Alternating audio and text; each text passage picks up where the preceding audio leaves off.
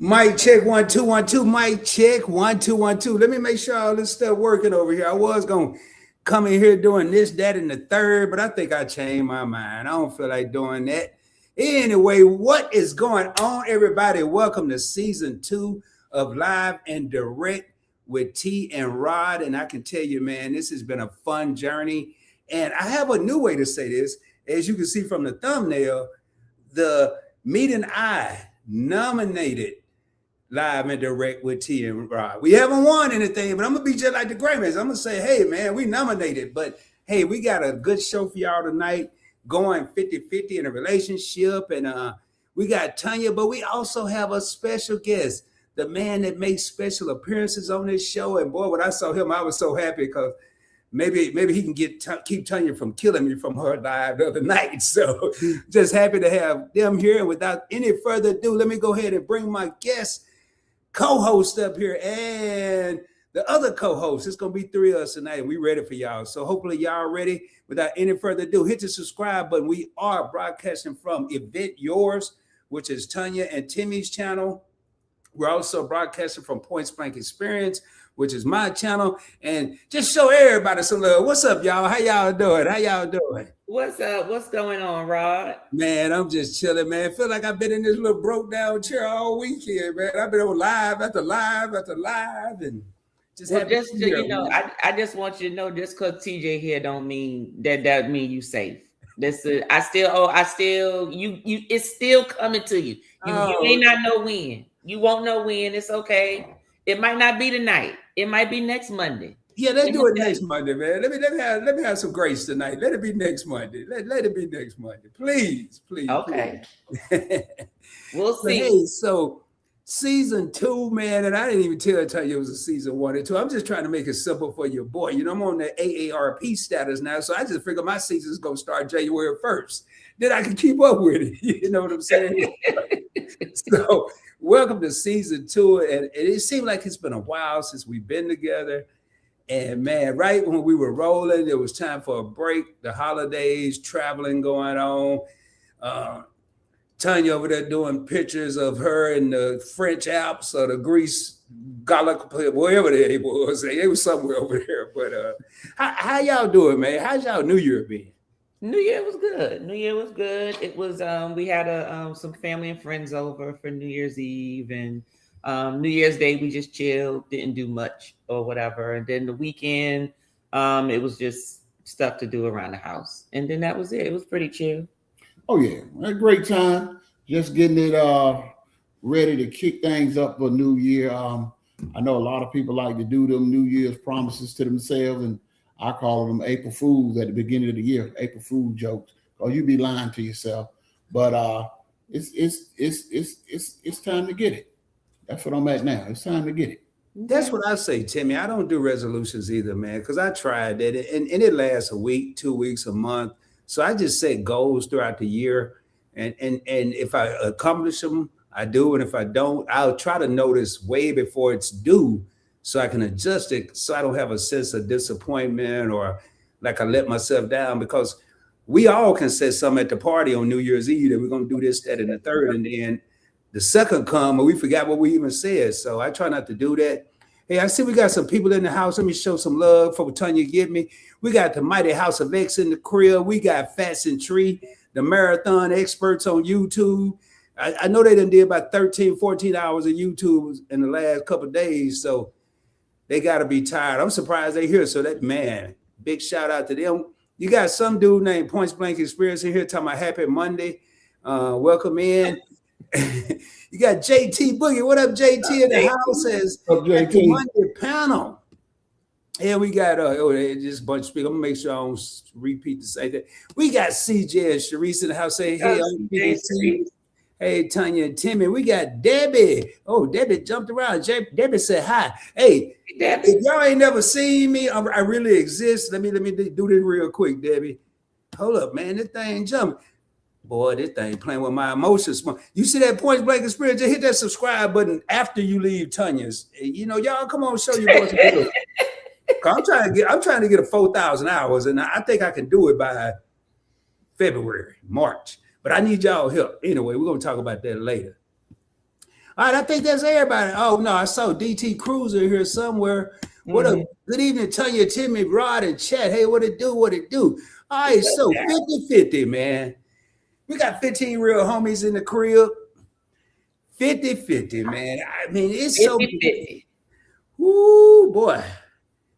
That 50-50, from what I read the last couple of days, have caused a lot of problems across the country. I didn't know it Well, was that bad. well, you know what? 50-50 is basically what you make of it.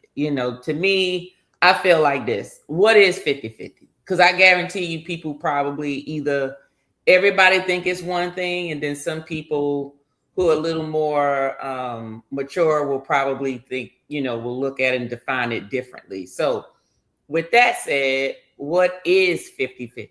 When you think of 50-50, what does that mean to you? So I'm gonna start with you, Rod, and then I'm gonna ask you. Now, 50-50 ain't here in the house, so just so y'all know that. Yeah, But I'm gonna ask him his opinion of what 50-50 is. yeah, we didn't pre-script this, y'all. We don't know what nobody's gonna say. And I must admit, when Tanya came up with this topic, I thought I knew what 50-50 was. And as I start researching, I don't script it, but I am gonna have some type of knowledge so I don't look crazy up here. I have a different outlook of 50-50 now. So as Tanya asked me that question, the first thing when I hear 50-50 is I think finances. I think 50-50 on the bills. You give me half the rent, give me half the car note, half. And I learned through my research that 50-50 goes beyond that. 50-50 could be emotional 50-50. It could be household chores 50-50. So 50-50 to me, it starts with communication.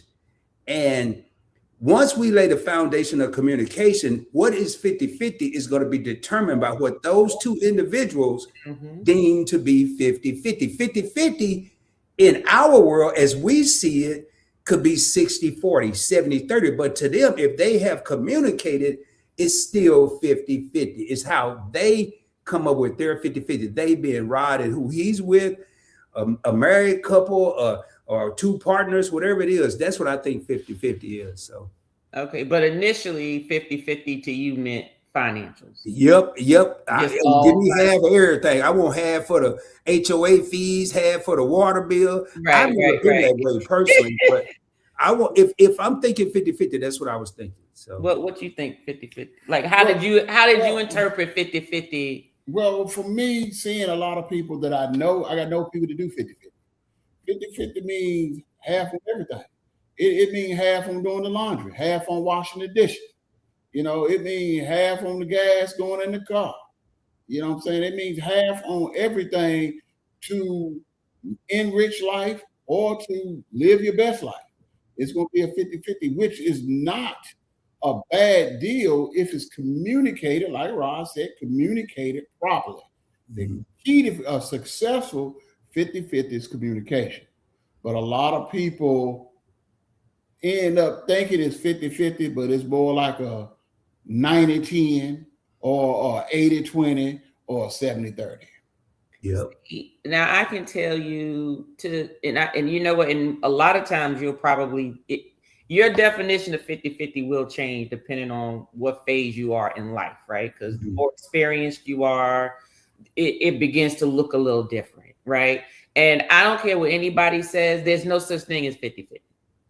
There is no 50-50. There's always going to be, it's sort of like how people say, work-life balance. Ain't no damn thing. There's no such thing, because if your job needs you a little more, then your family going to see you a little less. If your family needs you a lot more, then you're going to have to take some time off from work. So work is going to see you a little less. It's never 50-50. Balance just means that, none of our cups are running empty, right? Mhm. We're sustaining each other to make sure something's in our cup at some point, right? Now, it's wonderful if everybody's cup is filled to the rim. More power to you, bless you. The Lord got you, but in most people's cases, is not, everybody's cup is not filled 100%. So, with that, to me, in my earlier days, 50-50 was financial. I mean, when my first husband, we did everything literally 50-50. He had days he did the dishes. I had days I did the dishes. Both of us worked. Both of us took, added up all the bills, split it down to half, and said, okay, every time we get paid, this is how much money you need to put in the joint account, and that's how much money he put in the joint account, and that joint account only paid bills, and the other, whatever you had left was your money, whatever he had left was his money. Whatever it was to do, he had to ask what he doing with his other money, and I had to ask what I was doing with mine. But that's why sister always kept 2 jobs, because I liked a lot of money. But 50-50 to me is really just a partnership and sharing.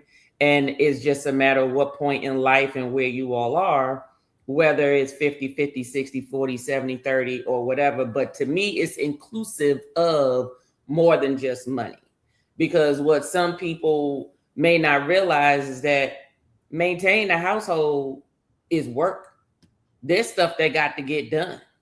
If it, regardless, whether you work or don't work, the place get dusty. I put it this way: either you're gonna spend your time or you're gonna spend your money to make it happen. It's one of the two, either way. But either way, it has to get done.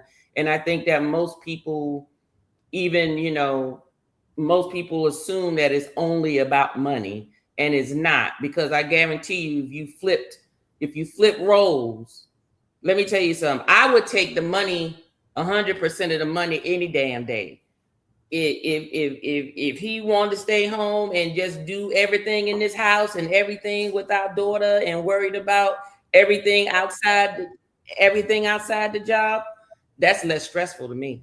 I read an article today, Tanya, and I didn't save it. I can't believe it, but it was saying basically what you just said, that there was a young lady in this article, and she was saying in her world, it was more like 250-50, because you think of carrying a child pre-birth. A man can't do that, or certain things that certain men won't do, like maybe cook or wash dishes or make the bed, whatever the case may be. Fortunately, I know Tim and I both can relate to this. Being in the military, other than having a baby, we did everything. We had to wash our clothes. We had to make the bed. We had to do those type of things where, in my opinion, we would have been better equipped if that was 50-50. But it's still certain things that I think 50-50 is never really going to be 50-50. No. It's never going to be. And then I started reading in the articles, which I want to get in later. It should be 100-100, but then somebody says, no, it can't be 100-100 because there's no such thing as 200%. And I was like, man, this is getting more and more confused. This should be a college class. I think when you hear people say 100-100, what they're saying is, figuratively speaking, him and I are 100-100. Why? Because I can go to work and make money and sustain, right? But I can also take care of the home, right? Mm-hmm. But I'm not doing both if I'm working outside the home, right? If I wasn't here, he could sustain. He got his income coming in and he knows how to take care of the home. You see what I mean? So that to me is what I think people mean by 100-100, meaning nobody is lacking anything where something is just not gonna occur. It's everybody gonna get fed. You're gonna have the clothes on your back now. Different people got different styles. You may not look as cute. Your hair may not look as cute as when mama did it, when daddy got to do it, or vice versa, or the car may run a little better when daddy was here, but mama got to take care of the car. But at the end of the day, you're going to have the car and it's going to run. So I think maybe that's what they mean by 100-100, because there is no such thing as 200%. Well, what I read, it was more like that mindset, that 100-100. As long as we get to 100, who cares how we got there? If it's 50-50, if it's 80-20. And then I'm going to get a little deeper as we go through this. It was certain things that I'll probably share on the screen of how they broke it down. They looked at individual expenses versus in comparison with household expenses. But I want to see what the chat thinks. Because some of these individual expenses, I was kind of questioning when I read it. Have I looked at these as individual, or did I always think there was a part of the partnership. So Mhm. it's crazy. Like, and I want to know, and if people in the comments, and I see the Nichols have been saying, you know, not splitting everything, and some good comments in here. CJ and Cherie says it's not about the money at all, you know, and I think that's where the mix-up come, and it was some things when it came to the money that was put in front of me as I researched this, like uh it becomes a scorekeeping thing. Well, I did this. Did you do that? I did that? Did you do this? Well, I'm ahead. Like it's a football game or a basketball game. And Mhm. I was amazed at how many articles I read in the last couple of days that said most 50-50 relationships fail Mhm. because of the outside noise that they're creating within the home. So Well, you know, I have a you could go ahead into the comments, and when you're done, I wanted to pull up this video that talks about perception versus reality. You know, because you know, if you may get someone to go, well, you always or you never, like those two words, no one should really ever use when you're talking about what someone else does or does not do. Why? Because it's always just your perception. You know what I mean? So that's just like once or twice a week you walk past this store and this person has on that red shirt and those blue jeans, and you only see them twice a week. If all you do is see that person twice a week, I guarantee you the conversation if somebody said, do you know that person from down the street? Oh yeah, the one that's always wearing that red shirt and blue jeans. Well, you only saw them on Tuesdays and Thursdays. What about Sunday, Monday, Wednesday, and Friday? You know what I mean? And Saturday. So they may not have had those things on. It's just your perception. So a lot of times you can't really, you know, say what somebody is or isn't doing more or less, but it's always going to feel that way regardless because it's only what you see or what you know about.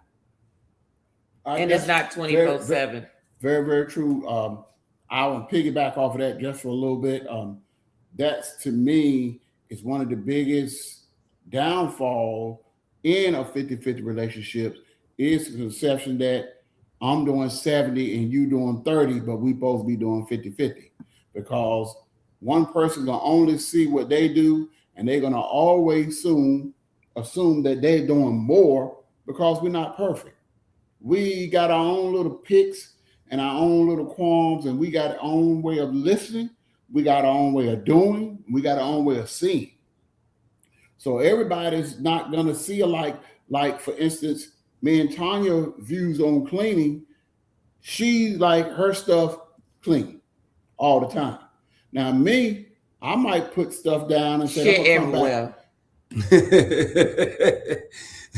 I might put stuff down and said I'm gonna come back and get it later. But by the time I get ready to get back, the roof is off the house, the wind blowing through it, and I'm like, the damn roof done blew off the house. I get tired of cleaning. That's why I pay to have somebody come and clean this shit up. I don't like seeing stuff cluttered. Woo, woo, woo, woo. I'm like, hey, give me some time. I'm gonna get it. But that's my perception of where I came up. Before our lights go off in this house, everything will be in its place. But if ain't nobody here but me, her, and the little one upstairs, we're the only one gonna see it. But I gotta see it. She can't stand it. It drives her up insane. Well, see, that's where, let me tell you, that's also, well, I'm not even gonna say it's perception because it's a fact, but it's what when you have to run into something every day and it's the same thing every day, then it's your reality, right? Now, if I didn't come through the garage and I came through the front door and I go through my normal ritual, I probably would never see what's going on in the kitchen until I go to the kitchen. You know what I mean? But because I come through, and that's where he spends most of the time throughout the day between the den and the kitchen and the den and the kitchen. Everything in the kitchen is, I know he had for breakfast. I know he had for lunch. I know he had a little snack. I know what he drank. I know he had a little tissue over here. I knew he was cleaning his glasses because the little papers and stuff are just balled up over here on the other side of the counter. You know, I know he must have screwed or fixed something because you got the screwdriver over there on the other side. You see what I'm saying? So it's like it tells a story. And that is a stressor to me. It's a stressor. And I also just think it's maybe just the way I was raised, because I was raised to keep the house clean, Mhm. period, at all times. Like, you just keep the house clean, and every place has a place. And to me, I find that if you keep things in a place, you'll always know what you have. You'll know when you don't have it. And if you ever couldn't see and you had to walk somewhere because you had to get something, you can find it, because it's where it's always is. When stuff is everywhere, you're more likely to spend more money on stuff, because you'll be like, oh shoot, I didn't know I had more of this. It was, you get a spot over here, a spot upstairs, a spot downstairs, a spot over in the corner, because it's just easy to reach at any time. But like I said, it's just perception. It's perception. But some perceptions are factual. He wouldn't have brought it up if it wasn't true. You said it, I didn't. And I'm the same way. I'm trying to get better, but I'm that wherever I finish, I'm gonna put it up. But now I'm trying to that night or the next day put it where it goes. And I'm that person that I Do won't you look at really the put it cabinet. in? Do you really put it where it go? Now I am, but I have a smaller space too, though. Okay. And I don't make a list before I go to the grocery store. So if I'm having tacos, I'm gonna get everything that go with tacos. And when I moved, I promise you, I had like 7 unopened large See? taco seasoning See? bags in the cabinet because I See? had accumulated them. Right. But I think a lot of people, one of the things I realized, a lot of people, when we think 50-50 or 70-30, whatever the ratio is, I would rather have 50-50, 70-30, whatever the numbers are, because I realize living alone as a male, I'm not speaking for nobody else, I kind of need an accountability partner. Right. For various things. And a lot of times that's 70-30 at 50-50. Your partner may say something that you're not even thinking of. It's so many different variables. I want to read this comment real quick, Tanya. I want you to play those videos of Fuller Life now says sometimes it's going to be 60-40, sometimes it's going to be 40-60. It's give and take in a good marriage. Everyone is not going to be at their best in a relationship every day. I read about that. You know your partner. If y'all are living together, more than likely you should know your partner. You can tell when they have a rough day. You may have to step up and be that 70 that day. Even though you're not feeling it, your partner may really be at 30 that day. And the next day or 2 days later, your partner may be at 70, you may be at 30. And then at the end of the week, we 50-50 or whatever it is. We come there. So yeah, those are facts. Jed's Farm said, my 50-50 marriage is on 40 years. He's been going for congratulations. So, man, yeah, big shout out for the 40 years. Now, when you say 50-50, I think Jags may be at another live. I know he usually goes live at 8. So I'm not sure. And the Nichols says, we, speaking for the Nichols, are one. We got the best advice from a married couple when we got married. 2 become 1. When you separate things, you are now 2. They did not lie. And that's a good point. 50-50, in my opinion, Tanya, you asked me what is 50-50, really, right from the gate, you're separating your relationship right down the middle. You may as well be 100 over here and 100 over there, if you're really running a true 50-50 relationship, or trying to, should I say. Those are facts. You run 2 individuals. You gonna do the video, Tanya? Or yeah, I was well, while you're doing that, I'm gonna pull up something and let me know when you're ready. I'm gonna share this real quick with everyone because I kind of want to see what people think about this. Let me get to I think it's this right here. Yeah. All right. So it's talking about individual spending and dual spending, joint spending. And hopefully y'all can see that. I can't really make it any bigger, but I'll read it over real quick. And it says individual spending, cell phone bill. Most couples that live together that I know, typically don't you get a discount if you put both lines on the same bill or something? Something like that, yeah.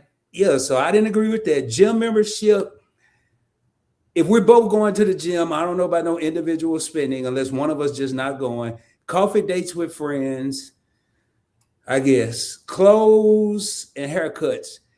I didn't like this at all. This, and y'all probably said why I put it up, because I totally disagree with this. Now, joint spending, I agree with this. Rent, utilities, groceries, date nights, and vet visits for your shared fur baby.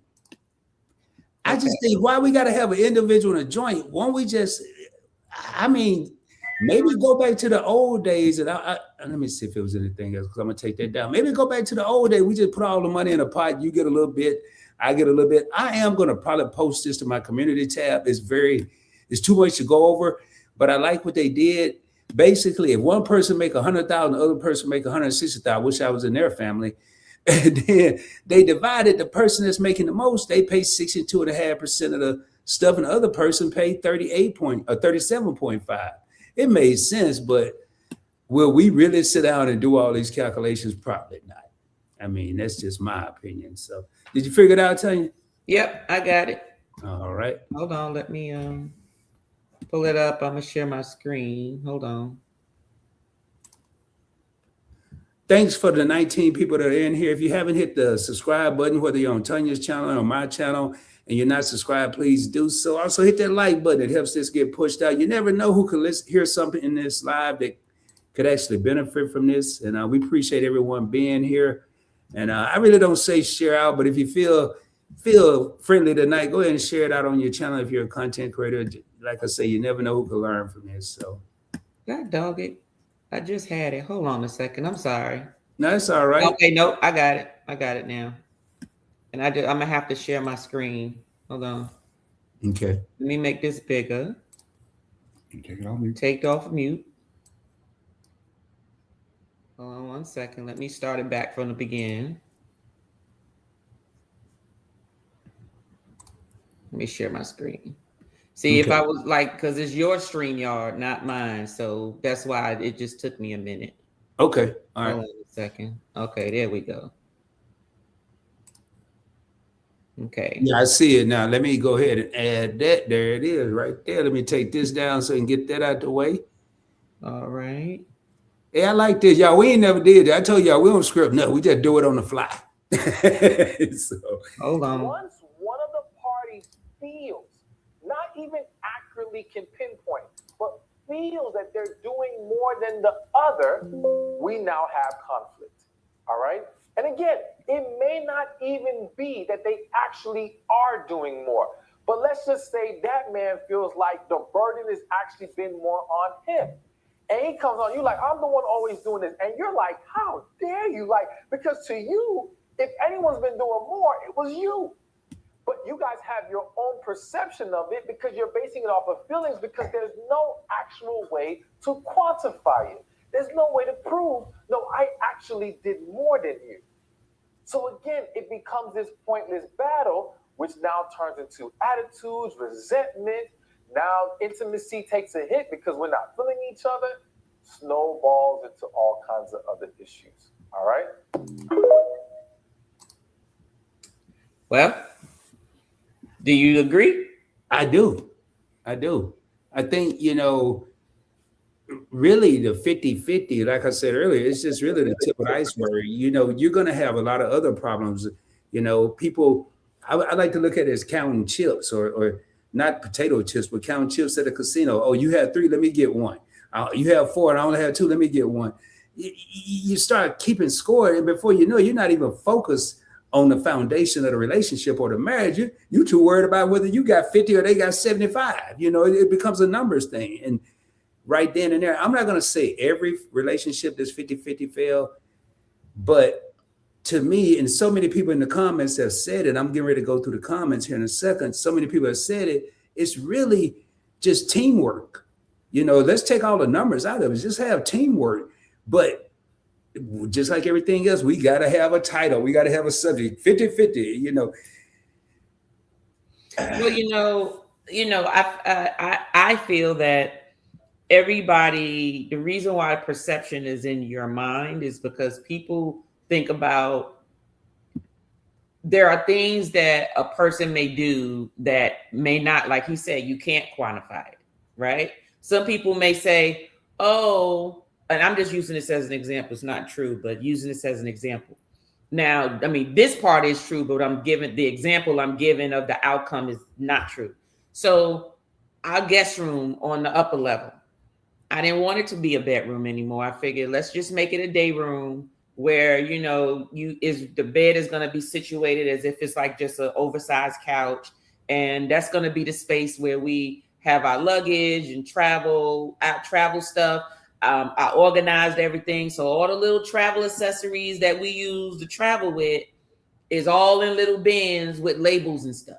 And the reason I did that is because previously, again, you turn around and every time we going on a trip, we buying extra toiletries, we buying this, we buying that. And then when I went through all the stuff, we had like multiples of everything. And so I said, well, let me coordinate that, right?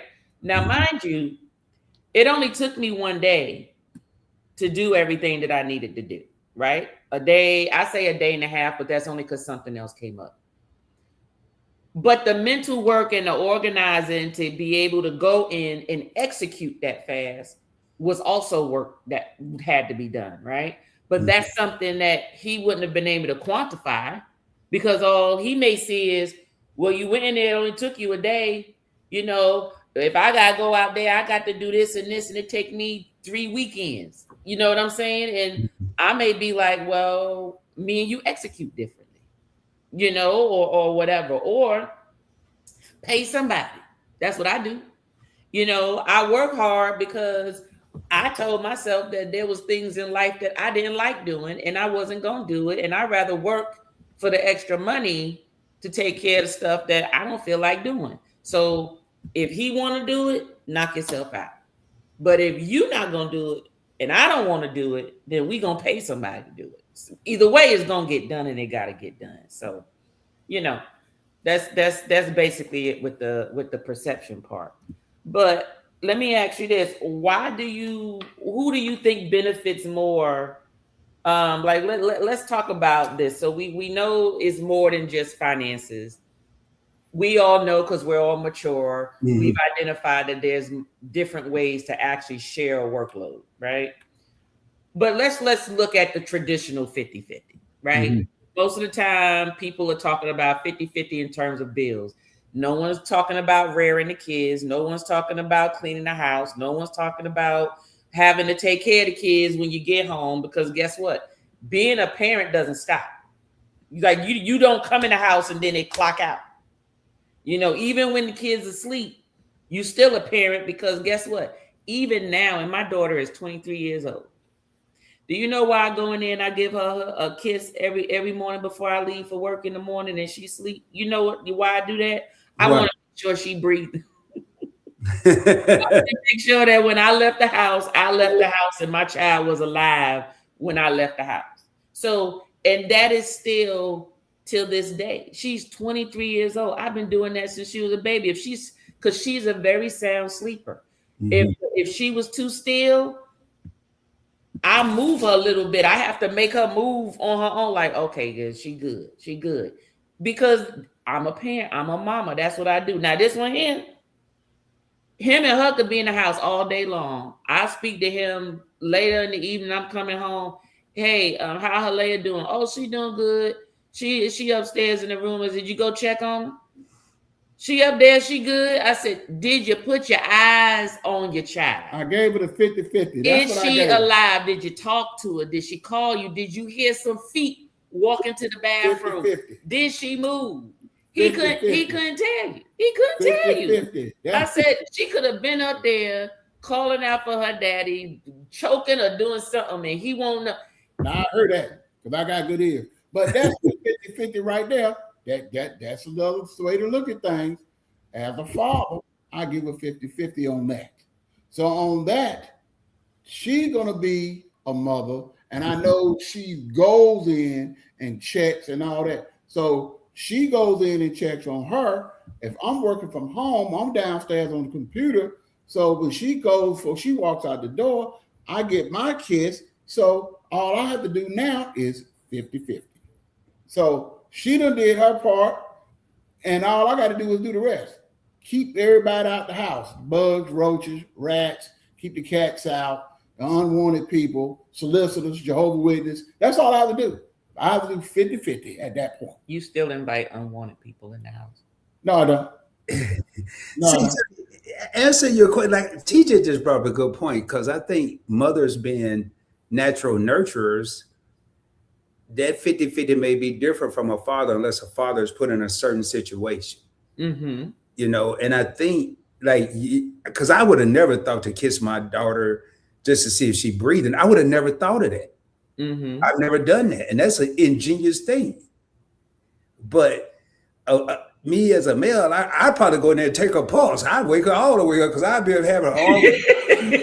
I mean, that's what I'm gonna do. But you're, as a mother, smart enough to know, hey, let me just, if I kiss, I can feel her breathing.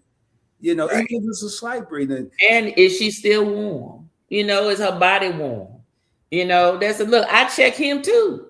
You know, he at that age. Sometimes I'm used to him snoring. And the other night, when I say it was like it was eerily quiet.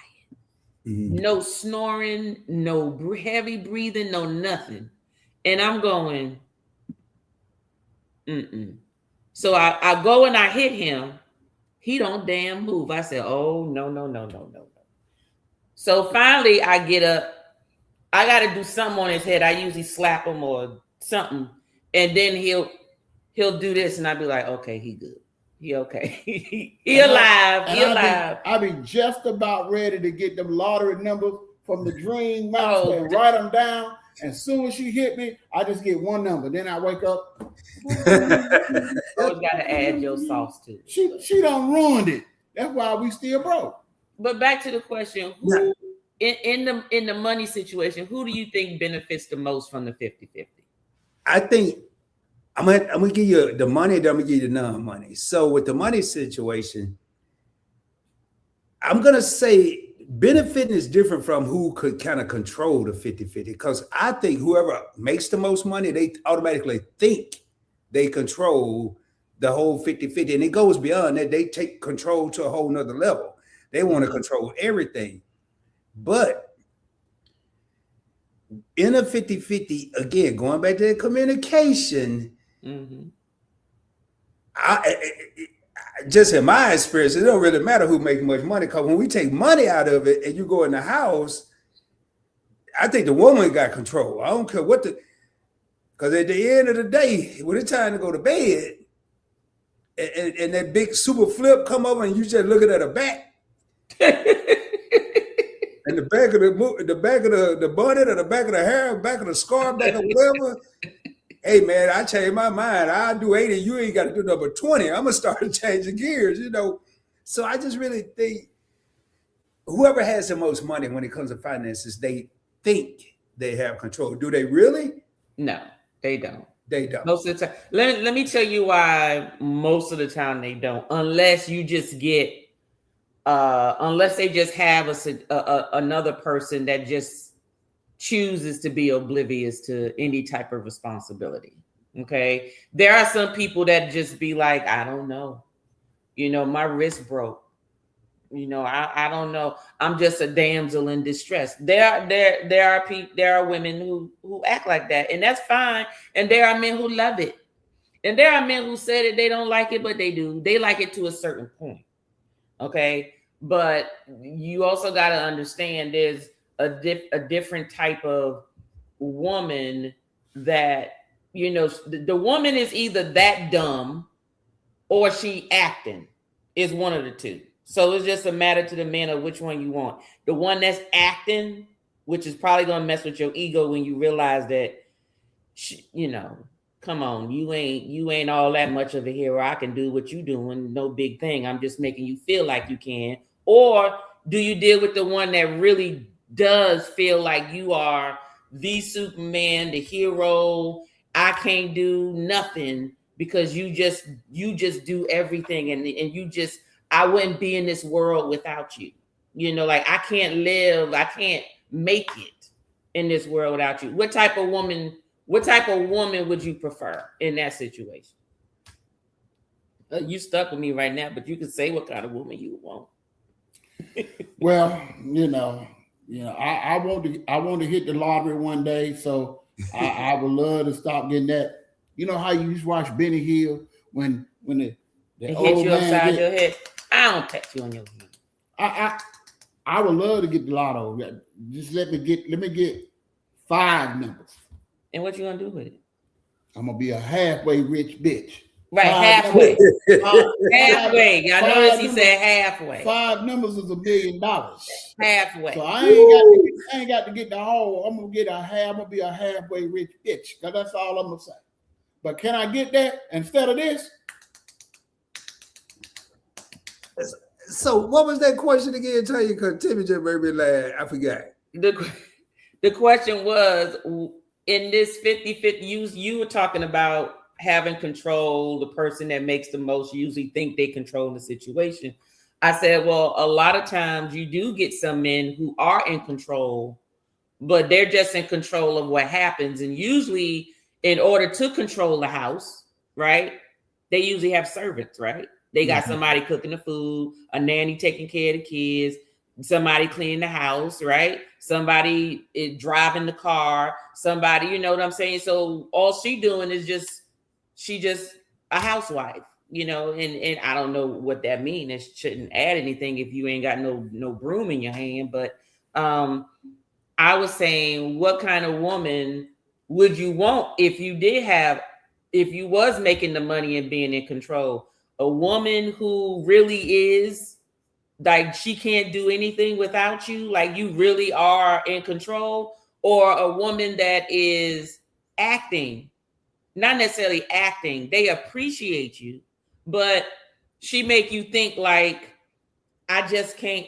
There are some women and wives that I know that act like they can't lift up nothing. Oh, honey, can you pick this up for me? And sometimes I'd be like, no, that ain't gonna work. I'd be like, bitch, pick that goddamn garbage bag up. You know how to. Now I get it. I mean, I don't do garbage. Does that mean I can't? I know how to. I know how to change oil. I know how to change brakes. Now, in those particular situations, my wrist is broke because he doing it. My wrist is broken. I will clearly state I don't do that. That's what I say. Don't say I can't do it. I don't do that. That's all. It's a couple of things I don't like. Now, if a person choose to do it, it's on them. But I don't like to see a woman take out the trash. I just don't like. And guess what? But that's a choice, though. Right. And I mean, I can't say mowing lawns because I saw my mom mowing our lawn. So I can't say that. But she did it by choice, like you said. She didn't have to. I don't know. Maybe she's out there being therapeutic or something. But well, no, what probably was going on, your daddy probably said he was going to take it out and it was stinking up the house and she got tired of no, not the trash. She was mowing the lawn. No, he took the trash out. No, he didn't. We did. Now, okay, well then. Look, in a house full of boys too? Oh, if I was her, I wouldn't touch that daggone trash either. But I would rather be where the woman is real. Don't be sitting over here telling me you can't do this. If you really can't, then you can't. If you really can. Because I'm at that, being an AARP member now, I'm really not. But what if I can't for real? And you can't, and I can't. Who gonna do it? I mean, who gonna do it? I mean, if you can't lift a finger, because you just can't lift a finger, you saying it, but I really can't because I'm over here in a certain situation. Who gonna do it? I mean, and that's just my question. I mean, just like my mom, even though she really couldn't cook, she taught us the basics. We knew what items went with what. How it was going to taste was a different story. But I could cook everything. I could cook everything I need, just in case I'm with somebody in the situation. She's tired from work. She don't feel like cooking. I can go in there, and if not, I'll go get something. But I can do something. But if we don't have no money, I can't go in there and get some potatoes, throw them in the oven. And we're going to have 2 fulfilling baked potatoes. Baked potatoes, right. But a lot of people, and I think too, tell you, one thing that irked me is the person who, kind of like you said, but I'm going to flip it around. I think of that movie, Baby Boy. Remember that movie, Baby Boy, Boy, ain't no way. I'd have blew the whole house up. Wouldn't nobody been living there. I mean, Yeah. she come home, dude laid on the couch. I mean, come on, man. Well, see, well, you have to understand in that situation, I blame her as well because, and this is not all. So please, anybody in the comments, don't come for me. I'm just saying in general, and it's just a natural thing. You get a single mother with a young little son, and they're growing up in the house, and there's like no man or around. That son is her everything, her world, man. you know. And eventually, I don't know what it is. Some of them can't let go. They don't like none of the girlfriends. They get the girlfriends, and then they like, oh, well, I come first and all this type of stuff. And then when they get married, they got an attitude. Like, I'm not saying that's all, but I'm saying, and baby boy, he was the way he was because she spoiled him. She spoiled. And if I remember in the movie, she did fess up and say, you know, I did this to you, but you need to get your tail out there or something or another. I can't remember the movie. Am I mixing up two movies? That's the movie that Snoop was in, and he was laying on the couch all day. Yes. Yeah. With his baby mama. That was his baby mama boyfriend or something. Well, I like the prescription they prescribe for baby boy. Because when dude went in the kitchen, the old boy was in there cooking breakfast. Ooh, yeah, but you know what though? But let me tell you, Ben Vereen, he handled that well. And the only reason he handled that well was what? He came out of jail, right? Mm-hmm. And he was like, I'm not gonna let this little punk me. What you mean? Okay, well, I'm gonna get you. You talking all this smack, and then he went and tried. He gave him that little sleeper hold and lick his forehead, and he didn't know what was gonna happen to him. Yeah, you know, and the little boy they talk about mama. Call your mama, baby boy. Call your mama, Jody. Call your mama. Man, what's up, Scotty? Hey, I want to pull this up. We're gonna keep going with this here, but I'm just gonna pull this up because it kind of. Now, can you see that, Tanya? It's itty bitty in my world. I mean, I can make this bigger. Yeah. Oh, hold on. I think I got a trick here. Y'all bear with the young guy over here. Boy, I'm learning some things over here, y'all. Boy, I play with this computer all day. All right, I have another angle as well in the video. Go ahead. All right. So right here, man, why 50-50 can be detrimental. You know, and I already talked, I'm not going to beat a dead horse. Scorekeeping and resentment. You start tracking every chore, favor. You notice they didn't put finances first. They put chore and favors, and financial contribution is way at the big, creating a you owe me mentality. You know, I did this, you owe me. Well, you know why? Because the chores is more physical and is more noticeable. Because believe it or not, I put it this way: if you get two single people, no kids, and they both keep the house clean, and they both put stuff up where it's supposed to go, and they both clean up behind themselves, chances are it's not going to be an issue. The issue comes where, okay, I'm doing more dishes when I'm doing dishes because you don't know how to clean up behind yourself. Or, hey, you didn't have your meals when it's my turn. Right. Yeah. Stuff like that. You know, somebody's having to do something. They have to do more labor in order to maintain than just enough as it would be if it was just them. Right. So that's the reason why I think chores is usually the first thing, because that's the main thing you can't quantify, but it does take a lot of time and effort. Yes, let me add a little bit to that. That's the main breakdown. When Monday, Tuesday, Wednesday, Thursday, Monday him, Tuesday her, then your Wednesday him, Thursday her. Well, on her day, she cooked 2 3-course meal. On his day, he go and cook a 5-course meal. That 3-course meal gonna generate way less dishes than that 5-course meal. But after a while, at first you might not see it that way and might not feel that way, but after a while, you're gonna get tired of washing a 5-course set of meals. You got 6 pots, bowls, pans, glasses, and all of that. You got a whole dishwasher full and a sink full. After a while, that's going to be a problem because one person is doing more than the other. So that 50-50 don't went out the window. I'm gonna pull this down so everybody can see it, and I bring it up. Timmy bring up a good point because I think with this 50-50 thing, it's never fair because we really don't take account for what that other person does. We really don't. We're so busy about what we're doing and what they're not doing. We don't think about what that other person is actually doing because I never thought about a 3-course meal and a 5-course. I would have thought I was getting over just having to cook the 3-course meal, or I was getting done wrong because I had to cook the 5-course meal. But I didn't think about all these dishes. Now I know why I get paper plates. You come to my house, I got some China There plastic, you go. some Ain't paper. nothing, wrong with that. Let me tell you something. The only time dishes get pulled up out of here is if it's a pot like you're cooking or it's a holiday. Them dishes stay in there. We paper plate, paper fork, spoon, knife, paper bowls, whatever. Because guess what?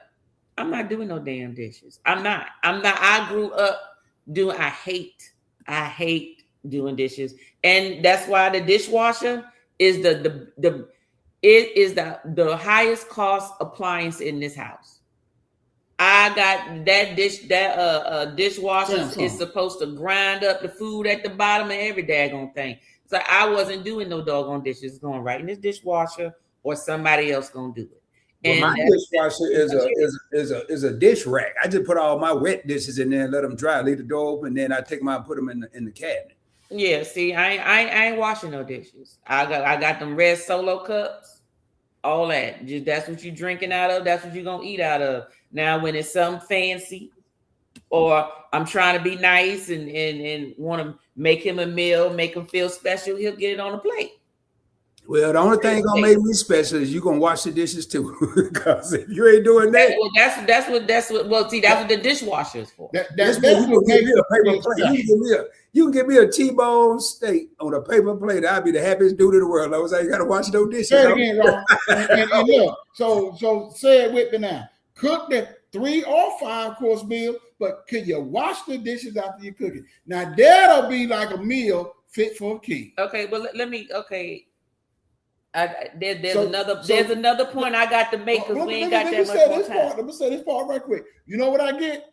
Y'all get your ass down there and eat this food out and cook. I done been in this damn kitchen all. Look, I'm tired. Y'all come eat. TJ, get your ass out there. Go in there and eat. So I go in there and eat. You know what I'm saying? And then, and hurry up. Y'all, yeah, and you gonna clean them damn dishes up. You or her, whichever one y'all decide. I know y'all got a little arrangement. Y'all clean that damn kitchen up.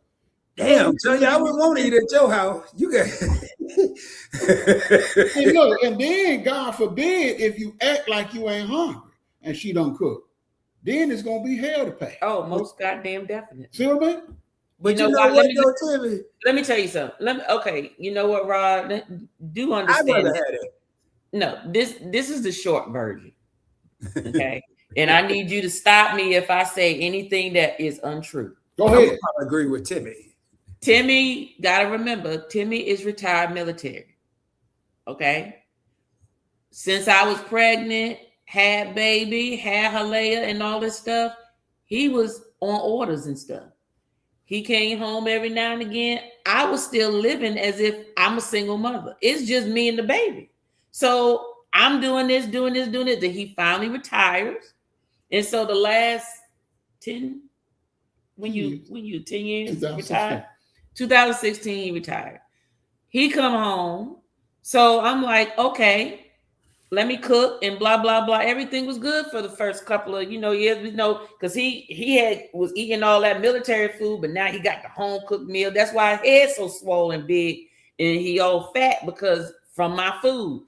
And he blames me for his weight gain, whatever. And my diabetes. No, you can't blame me for your diabetes. I don't control your sweets that you eat. She turned me into a fat bastard. And don't you know, fat bastard and diabetes go together. Anyway, I would cook because I'm like, that's my man need to eat, my child need to eat, right? I would make the meals. Now, mind you, this is still me working full time. I'm still working full time. So if I come home, I ain't taking my shoes off, no nothing. Go in there, I'm cooking, whatever. Daily basis. And you want to tell me you're not hungry? The hell you mean you ain't hungry? I could have went straight up in the room and took my clothes off and sat down and picked my damn in between my toes if I wanted to. And I didn't because I cooked. So now you don't wasted my time. So, and she's telling the truth about that. So in that faction, she was doing 80-20. I was doing 20, she was doing 80. But this the deal that changed, the whole thing changed up. When you got the food and you got that threatening language to go with it, motherfucker, gotta get down and eat that food. I'm gonna put your ass, get it. Y'all get up, go eat, go eat. I was like, damn. Yeah, Tanya, I wouldn't even be hungry no more if you. Look, I ain't hungry no more. You know, so me and the baby had to get together to say, look, mama, you ain't got to cook. Though. I mean, she's cooked every day. Every day. I was like, oh my God. And you know what? And all I did, my whole thing is this. What I don't like is if I do something and then you tell me I don't have to do it. And then you get to the point where you do want something.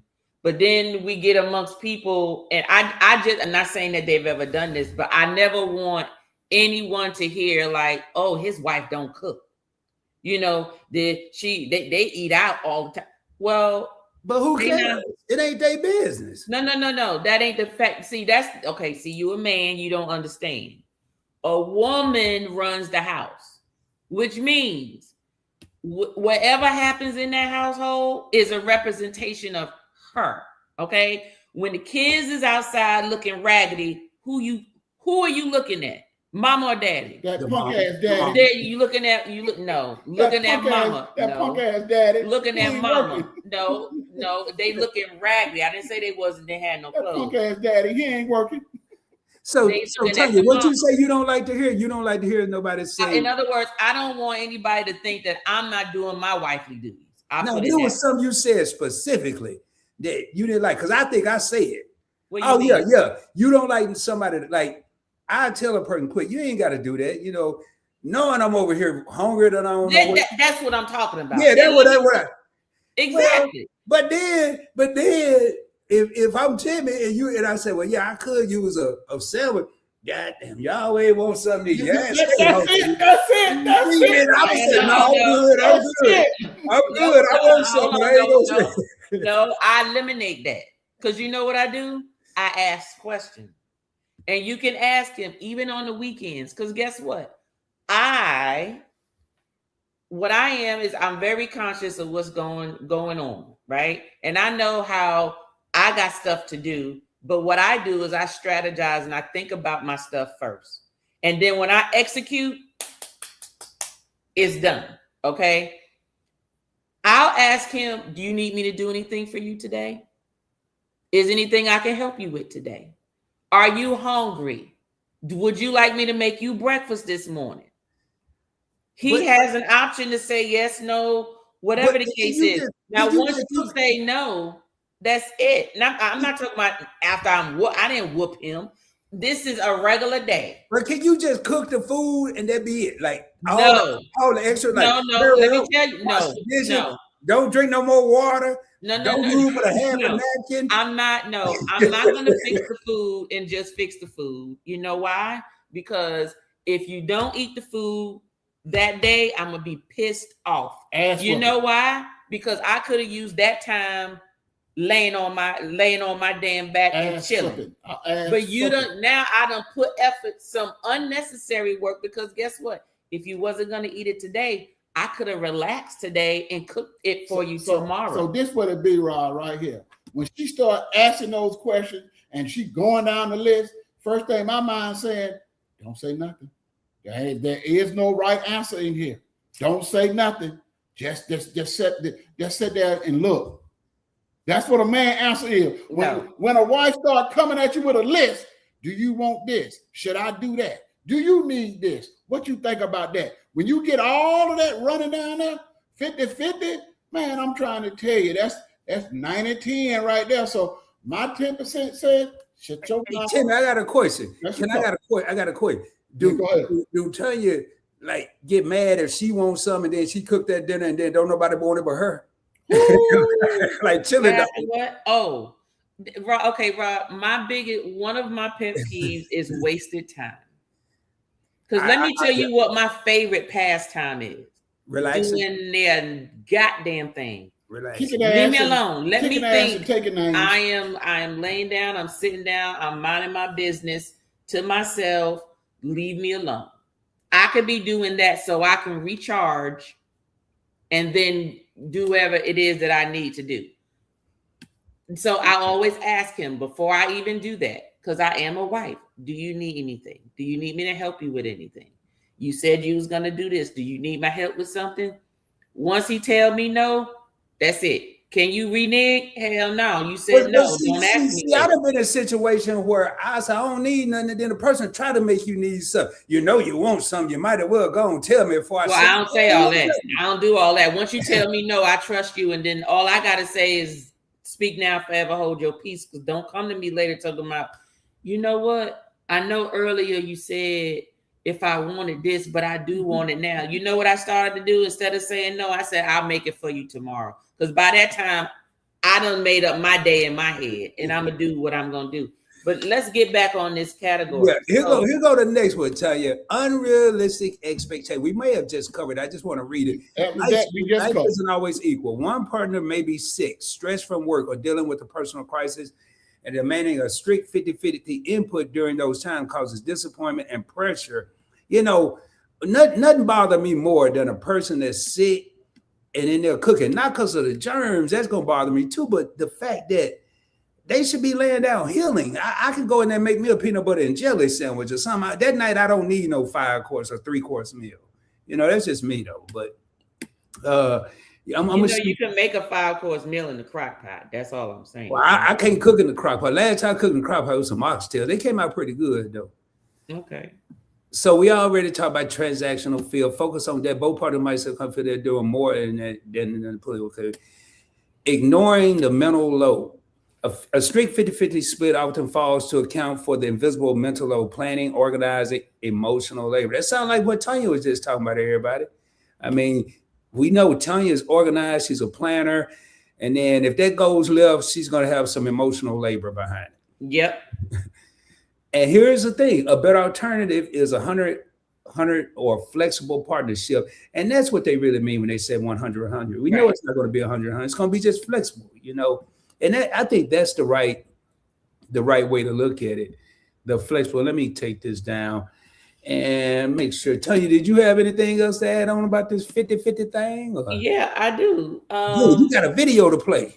Yes, I do. So in reference to this 50-50, do you think that, not when it's 50-50, but do you think that doing 50-50 in whatever aspect that it is, do you think that it prevents a man or a woman to fully develop into their womanhood or manhood?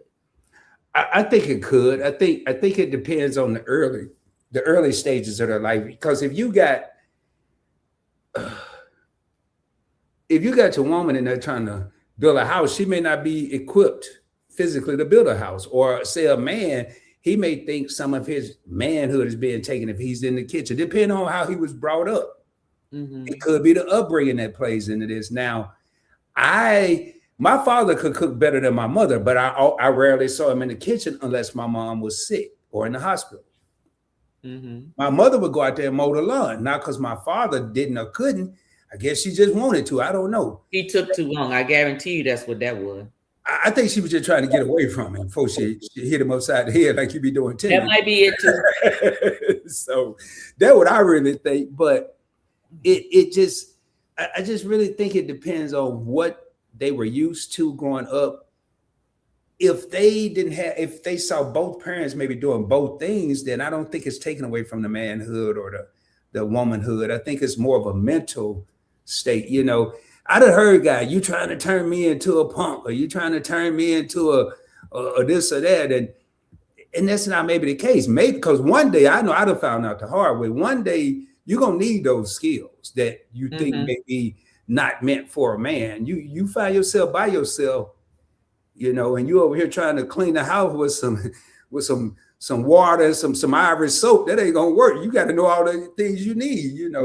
Right. So Well, the reason I say that is because they have in the world now they say men say women are too masculine and all that stuff, and they're saying men are too soft or whatever. And I'm curious to know, because when you talk about 50-50, and you're talking about the man and the woman in the workplace, and of course it depends on the type of work people do, right? Which determines what temperament you have to have in order to make your money, right? What you do determines what demeanor you take on the majority of your day, which means the majority of your life, right? Mm-hmm. If you get a woman that's making a certain amount of money and it's not like a personal business, and even if it is her business and she's the one handling negotiations and contracts and trying to make sure people don't take advantage of her, she's going to have to take on masculine traits, right? Mm-hmm. And if that is the type of temperament you have to have in order to make that money for your 50, part of the 50, you can't expect that same woman to come home and all of a sudden act like a damsel in distress. It's just not in her nature naturally, right? Literally, a woman will have to practice that. Okay. Literally practice it in order for it to be where she could just shut it off when she gets home. And I think that also causes problems, right? And then you have the male, he's doing the same thing she's doing, going to work, whatever, but it's natural for him to be masculine and so forth. So when they come together, now they may bump heads a little bit because they both have a certain set of expectations. They both handle things in a more firm way, versus usually it may be one that's a little more submissive and one not so much. So it usually goes a little better, things usually fall in line a little faster and a little better. But I wanted to play this video because this man stated something similar to that. Hold on a second. 50-50 doesn't work in a relationship. Let me share my screen. Give me 1 second. When you're doing that, one thing I'm going to bring up, I'm going to hit that, and I'm going to hit something that I haven't seen a lot, but I've seen enough that I kind of want to address it about this 50-50 thing. About that, Wally. Yeah, it's been a great convo so far. And Tanya and I, it's crazy. We don't practice these. We just come up with a topic. Well, we don't. Tanya do. I got to come up with the ones for February. And usually it's be something that most people can relate to, whether it's Timmy, Tanya, myself, everyone in the comments. It's usually something that we all can have some type of input, or we've experienced it, or we have our opinion about it. And you ready, Tanya? Yeah. Mm-hmm. Okay. 1 second. Okay. Thank you, Nicholas. Thank everyone for being here. Let me pull this up.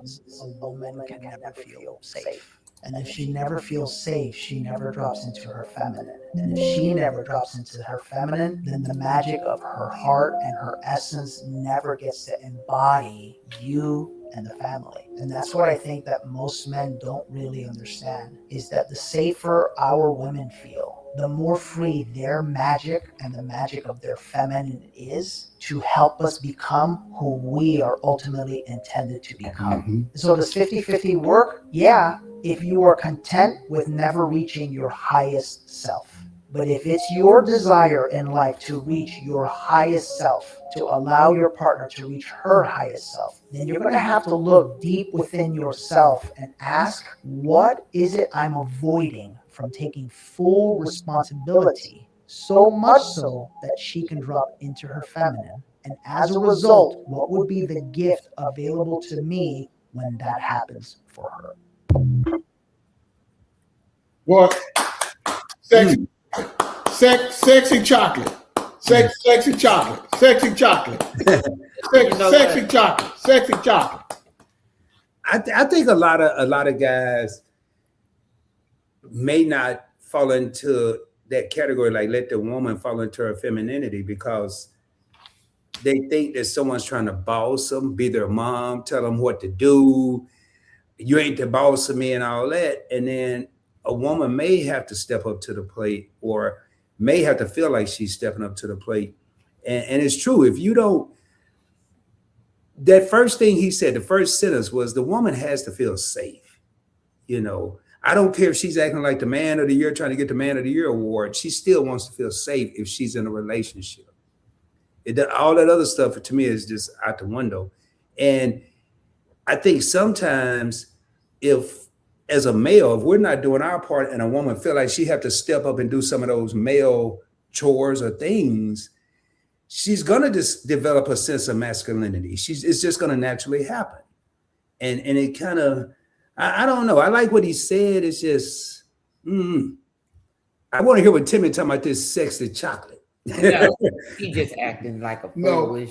What he said was dead on point, because that is the dynamic and the structure that it's the blueprint that most homes should follow. The man should naturally lead, because that's what God put you in that position to lead, not to be a 50-50. God didn't put you out here to be 50-50. It just wasn't designed that way. But I don't believe that the woman's supposed to be the helpmate to the man. The man is the head. He's the king. The man's supposed to be at 100 at all times. And if that man is at 100 at all times, that woman's going to feel safe. She's going to feel that she can let her guard down or let her hair down, because at the end of the day, she knows she is covered. You know what I'm saying? Now, somebody over here that was fixing all the meals, but they know they had a king that ran a hard race, because Tim is a strategic planner, long-range thinker. So we both agreed to the plan, and I executed it. He's a visionary. Now, at this point in life, not a planner. Whatever Tanya wants, Tanya can get. Tanya wanted an electric Cadillac. Tanya got an electric Cadillac out there in the garage, paid for. You see what I'm saying? Because Timmy run a long game. But the thing about it is, I'm not for everybody. Everybody can't rock with Timmy. Everybody can't hold my hand. Everybody can't beat me. This one right here, she beat me today, but she loved me tomorrow. and I love it. And I love it. And I love it. You need to stop telling folk that. But the thing about it is, because I want her to feel safe in this place. See, but the difference is with Timmy, I go get 2 jobs. I go get 3 jobs. I do whatever it is necessary to achieve my objective. I'm not going to ask Tom, Dick, Harry, Mary, or Sally. I'm a man up, step up, and do what I have to do. Because the world we live in, plenty of opportunities. Everybody that's rich weren't born rich. They just had a vision and they executed it. And that's a topic in itself, you know, a vision. I want to read what Cowboy said. Well, actually, about that wallet said, we kind of discussed that. Why can't you both reach your full potential as a unit? We kind of discussed that about that wallet, that's the ultimate goal. Just become one, become a unit. Forget all the numbers, the 50-50, the 70-30s and all that. Cowboy says, I believe that the old way of thinking, no, don't get me wrong, I have a stay-at-home wife, but not because I'm the head. That's the old way of thinking. So just because the woman is a stay-at-home wife, and I've always said that, and I think I really grasped that while I was in the military, because I know I can't speak for the other branches in the Navy.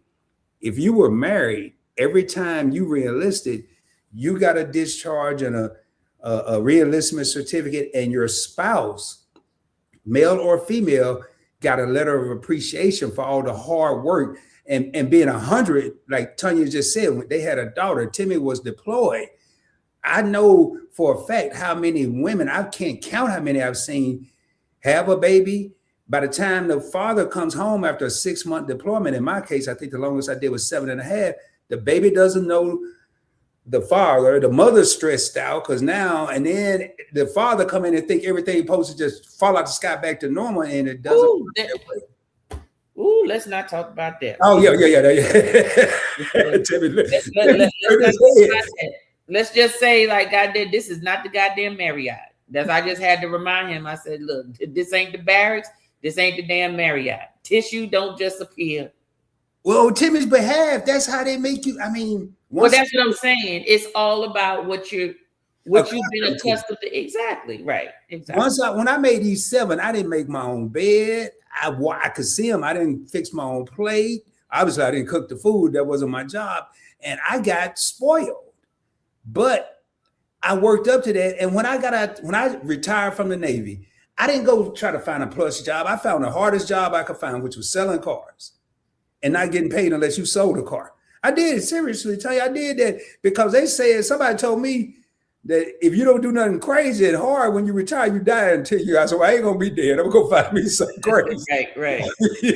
So, but one of the things talking about this comfort zone that I want to think about is when you have a young man that doesn't have a father in the home, and I'm probably going to do a live on this Real Talk with Rod. I just got to get my thoughts together. When you have a child that doesn't have a father in the home, that doesn't mean you're not going to have a man. Not at all. That's not what I'm saying. But he may be accustomed to only his mother. That may be the individual that's going to compare every woman to his mother more than an individual who had the father in the home. Mm-hmm. I think it's more prevalent than we often talk about how important it is to have a father at home, not just for the son, but for the daughter as well. A lot of daughters don't even know how to calculate 50-50 because they didn't have that male model in the home or in their life. It don't have to be in the home, in their life to explain to them what to expect. It could be 150, it could be 110. They don't know. And that lies on the adult in the situation, not the child. That's just that's just burning a hole in my head right now. So, do you think 50-50 nowadays should be expected, or do you think only under certain circumstances? I think 50-50 when it comes from a financial standpoint should not be expected. It should be, if one person make more than the other, let's just make this work and live. As Timmy always said, let's live our best life. Who cares who make? As long as we making it together, if we really together. Now, if we over here faking in front and we trying to be the quote unquote power couple and thinking we Jay-Z and Beyonce, no, it may not work. Now, 50-50 outside of finances, I think people really need. Even Jay-Z and Beyonce, somebody the boss, and I'm sure it ain't him, but go ahead. I think she got a whole song where she said boss. It's both of them in the song, but she said boss. And to me, that's how it is. But when I think outside of the finances, we just have to really look at the overall, what is 50-50? Back to your original question, Tanya, that's the first question that everybody have to ask. First of all, themselves, what is 50-50 to Rod? I can't go talk to nobody else about 50-50 if I haven't even answered the question myself. Mm-hmm. Then I need to hear what their answer is. And then we need to get together and see what the real 50-50 is going to be. What rules are we going to abide by? I think that a couple is supposed to complement each other, meaning like a puzzle. The problem sometimes happens where, and it's not just in relationships, it can be at work. It could be in friendships or whatever, but sometimes some people may not think that their skill set that they have is as important as the skill set that they don't have, or they're not as good at, so they may not want to give. What you're supposed to do is this: if you're good at ABC, then it just makes sense for you to get you a DEF, because you need that because you don't have it or you're not as good, so you don't have to work as hard, right? But what happens is sometimes you get the ABCs who think that the DEF skill sets is more important than what they already have. So if they get someone with the DEF, they don't want to use the person for the DEF. They still trying to do DEF instead of, you can go a lot more further, or you can get a lot more work done if you do ABC and this person do DEF, and you come together and you use them skill sets. And when it's time for ABC stuff to happen, this person is point guard, this person is leading or facilitating that. And then when DEF is coming about stuff, then that person is handling DEF stuff.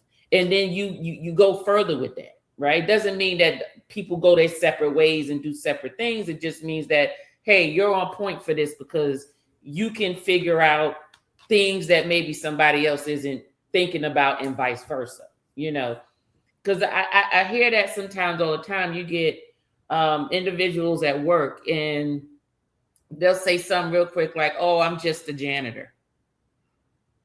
And, you know, and it's our job as leaders to show employees and people how what they do impacts the bigger picture. So, and I hate to hear that from like more of the frontline staff, you know, like I'm just the secretary, I'm just the cook, I'm just the housekeeper, I'm just the this. And I'm like, do you have any idea what your role is as a housekeeper or a janitor who keeps this hospital clean, you know, or keeps this business clean? You're preventing infections, which means you're saving revenue from lawsuits. Mhm. You're keeping things pleasant enough for patients and family that want to come back and give us repeat business. You're in here making sure people don't die because they're not catching infections from the dirt and stuff that's there. Like, you have to show and tell them how important, like how their role serves the bigger purpose. And it's the same thing in relationships. You know, some people may say, well, I know I can do this, but that's what I want to do is that. Well, who say that's the more important? It's going to take you longer to do it. Why don't you just get somebody that can do that piece to help, and then you focus on this other stuff?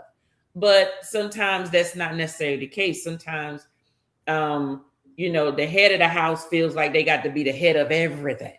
Mhm. And that's not necessarily the case. Look at a CEO. A CEO don't do nothing.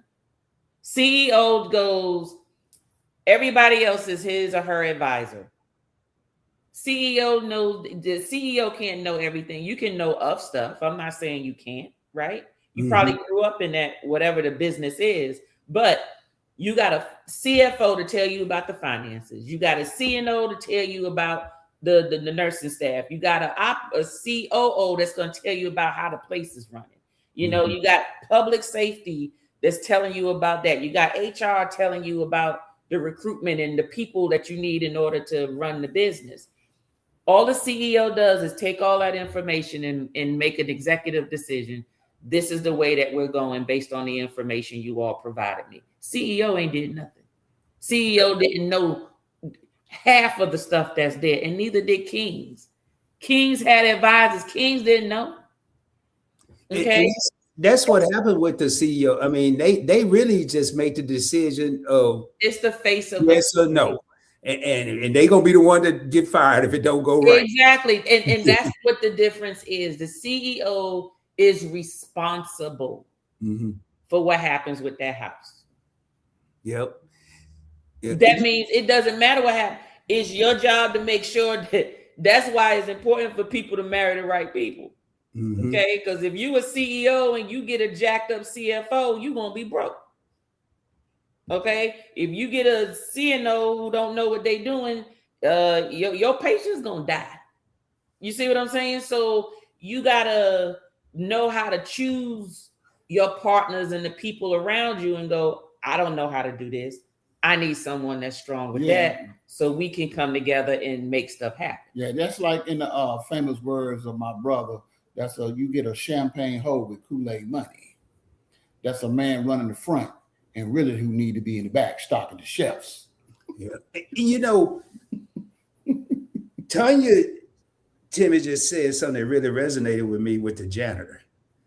Because a lot of people, when they say I'm just a janitor, they don't realize how, like Tanya said, how important it is. Because if I go into let's say a grocery store, and my favorite place, Kroger, I don't care if the bread, if the sunbeam is not with the other bread, I don't care. But let me go in that bathroom and it's a disaster. Somebody gonna hear. Yep, exactly. Exactly. Somebody gonna hear about that. And so how important, and that's what I don't understand. You got a guy or a young lady at McDonald's or some burger joint where they making all this money, but you pay them the least amount of money. That don't make. I mean, I know why it's business, but not only that, the thought is, and unfortunately, this is let's look at the 50-50, or let's look at the why there are, over time or whenever you see it, is almost like the person who goes out to make the money obviously must be the smarter person, because if they stay at home and they just taking care of the house, you don't really need that much of a brain to do it. Just anybody can do it, and that's not true. Mhm. Okay, let me tell you something. A housewife, you got to be an accountant, you got to be a nurse, you got to be a doctor, you got to be a psychologist, you got to be a housekeeper, you got to be a driver, you got to be a coach, you got to be a teacher. I'm just looking at all those things you need to do. And this is a house with kids. I'm not just talking about Real Wild Housewives of Atlanta and ain't no kids at the goddamn house. That's just a kept woman. That ain't no housewife. That's a kept woman. But if there are things that need to occur, and usually, even if a couple does not have children, usually there's a business being ran, right? Or the wife is helping to support the husband in whatever endeavors he got going on. So she may be his assistant. She may be his, VP, or, I'm just, because there's different levels to stuff. She may be the one making sure that she's keeping the connections while they're going someplace. So then that way he got other connections to help the business grow, and things like that. So there's different ways to use people that you come forward. That's why I laugh when people talk about marriage is all about just love. No, it ain't. Because I tell folk in a minute, I love love. But love don't pay no bills. Love don't keep no roof over your head. Love don't do none of that. Now I can get that stuff on my own, but if I could get it on my own, what I need you for? You got to be able to do it too. I'm not talking. Why even bother? Marriage was coming together of allies to make the kingdom bigger. Mm-hmm. Okay, if I didn't have an army and I'm sitting here like a sitting duck to my enemy because they can come in and take all my crops and everything, guess what I'm gonna do? Whose son is of a family that has a big army, and I'm trying to hook them up with you patrol the kids and stuff and say, okay, I'm gonna groom you for them and they gonna groom you for you, and y'all gonna come together when y'all get older and get married, and we're gonna grow stronger. Our legacy is gonna be stronger. Now, that's very graphic. That's the way it used to be. But the problem is you get too many people running down the altar just because they got butterflies in their stomach. And it's fine if you happen to love the person. They want 50-50. That's why they running down the altar. Well, see, part of the house. You're right, Timmy. Part of the problem is we need to take some of these numbers out. All this 50-50 is 4 numbers. 5050. When it's really only one number, when it's a relationship, it's 1. 100%. Right. You become 1. That's the only number we need to worry about is 1. We don't need to worry about 50-50 and all these other numbers. I do want to address this while hopefully they're still in here. Cowboy Hands said a lot of women these days think their 50% comes from what she does around the house or in the bedroom, and that's not so. Hey, Cowboy, if you're still here, elaborate on that a little bit, because 50-50 could be the house, could be the bedroom, it could be finances. It should be whatever that person needs that person to do. Yeah. To me, that's like, it goes back to our first question that we started this live with. What is 50-50? What is it to you? To me, 50-50, or I put it this way, I wouldn't call it 50-50. A partnership to me means you are handling things that allows me to handle the stuff that I'm good at. And you're going to do your stuff, and we're going to come together and make stuff happen. That's what that means to me. Whatever that means, right? You get some people where all they want is for somebody to look good and have sex and cook them a sandwich. And they fine with that, and they'll give them the world because that's what they want. That's what's important to them. And then you get some that say, you know what? I need somebody with a good head on their shoulders. I want to be able to laugh with the person. I want to be able to have a good conversation with the person instead of just nothing. Then that's what their fit to their puzzle is.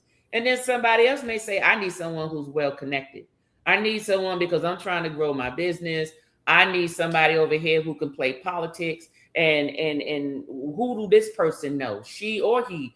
Who do they know that we can join together and then we can go ahead and feed into this business even more? So I need someone well connected. Not once. I mean, look at all those different variations. And then somebody might say, well, I want someone who's a good mother, who's going to take care of the kids and make sure that our kids want or get love, because maybe that's something that they were missing growing up, right? And maybe that's all they want to do. They want a woman to have a bunch of kids for them and raise a big family and do all of that. So, well, see, I like to talk. So I'm gonna go with the second one. Somebody that can laugh, can conversate. I mean, I tell people that I meet, sex can last 2 minutes, 2 hours, all night long. But if I can't talk to you when it's over, I don't need you. I just straight up, I don't need you. I can turn on the TV. I can do something. I can chat GBT or something all day long. But I need to have a conversation. I need to laugh. And right here, this is a good one. What about who decides when it comes to moving in your parents as they age and can't live on their own anymore? That's almost a whole topic right there, because but let me tell you something. That also goes to when you choose your mate. mm-hmm. What relationship does you or your mate have with your parents? What is the likelihood of, if that ever was to happen, is your spouse the type to be like, my parent is not going into a home or assistant living, they got to come here? And you'll figure that out because they might have an extremely close relationship, and then you have one that say, nah, they're going to a home. I can't deal. You understand what I'm saying? So you sometimes those are the things that people don't think about in their younger days. They don't. I guarantee you. They thinking about today. And it's like, you got to be thinking about how your kids are going to be raised. Are they going to be raised in a certain type of religion or not? Are they, are y'all going to agree on certain beliefs? Are y'all going to agree on the type of discipline? Are you going to agree on how many kids? Are you going to agree on, okay, if I do have these babies, can I go to work and they go to daycare? Or is he going to be like, no, you need to stay home because I don't want my kids in daycare? Like, no one has these conversations because everyone's afraid of, oh, if I start talking about that and asking those type of questions, I'm going to chase him away. That means he wasn't for you. That means she wasn't for you either. Keep it moving. You said it earlier, Tanya, as we mature, we start thinking different. I know if you'd asked me, what am I going to do with when I would say 25, 22, and you asked me what I'm going to do with my parents when they get old, I don't know. I don't worry about that when I get old. If you asked me at 16 or 18, I would have been able to tell anybody what was going to happen to my parents. See, that's what it was going into a home. So it's like that down. It's like that's still the answer. But like, that was a tough one. I'm not going to stay on that one because that was a tough one. And that one, to me, it goes beyond 50. Depends on your relationship with your parents. Yeah. I believe that's the old way of thinking. Now, don't get me. We already read that. Yeah, you already read that one. I went up too far. I was looking at something here. The issue is people have issues setting expectations. Don't pretend you're okay with shit, then get mad later. Hey, man, set expectation for each, then decide if you're okay with it. Plan the work, then work the plan. And that's a good point, Juan, because a lot of times we know what our expectations are, but we don't want to ruin the moment. I got to live right now, got to handle it right now. I worry about that expectation later on.